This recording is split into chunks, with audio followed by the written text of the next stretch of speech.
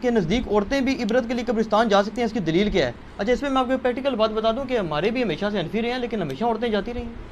انفی بھی کوئی کتے نہیں نہ پائی میرے، انفی بھی تو بے شمار یا پھر یہ لوگ ایسے ہیں کہ جو باقاعدہ کسی علماء کے ذریعے اثر ہیں۔ ہاں جی، آپ کی فیملی حنفی بریلوی تھی، حنفی دیوبندی تھی؟ مطلب ہے تو بریلوی ٹائپ۔ ہاں تو بریلوی تو حمزہ بریلوی صاحب تو مزارات پہ جانے کے مخالف ہیں، انہوں نے کتاب لکھی ہے باقاعدہ مزارات کی پہ، اور میں اکثر اہل حدیثوں کو چھیڑتا ہوں کہ آپ کی اور بریلویوں کی ایک بات کامن ہے کہ عورتیں نہیں قبروں پہ جا سکتی۔ یہ میرا موقف نہیں، نبی الاسلام کا موقف ہے۔ اچھا صحیح مسلم میں حدیث ہے، آپ صلی اللہ علیہ وآلہ وسلم نے فرمایا، اس میں میرا ایک ریسرچ پیپر بھی ہے، رسول اللہ صلی اللہ علیہ وآلہ وسلم کی آخری وصیت ہے، ریسرچ پیپر نمبر 1۔ اس میں نے قبروں پہ حاضری کے حوالے سے ہر چیز ایڈریس کر دی ہے۔ اسی میں آپ کو حدیث بھی مل جائے گی صحیح مسلم کی، انٹرنیشنل نمبر کے مطابق 2259 ہے۔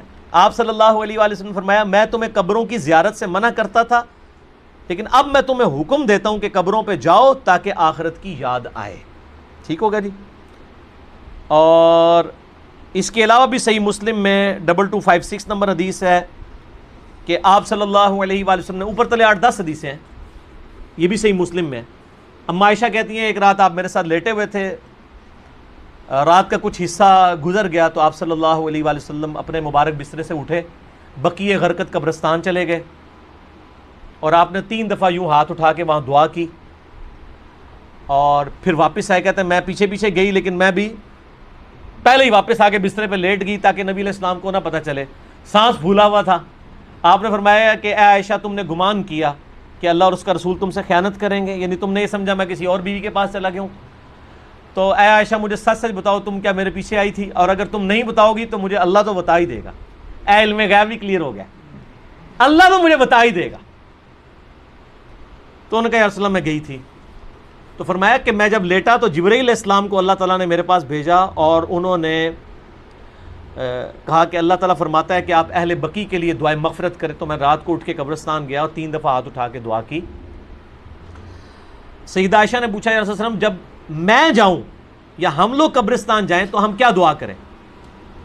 تو آپ صلی اللہ علیہ وآلہ وسلم نے دعا تعلیم فرمائی، السلام علیکم اہل الدیار من المؤمنین والمسلمین وَإِنَّا إِن شَاءَ اللَّهُ بِكُمْ لَلَاحِقُونَ نَسْأَلُ اللَّهَ لَنَا وَلَكُمُ الْعَافِيَةَ۔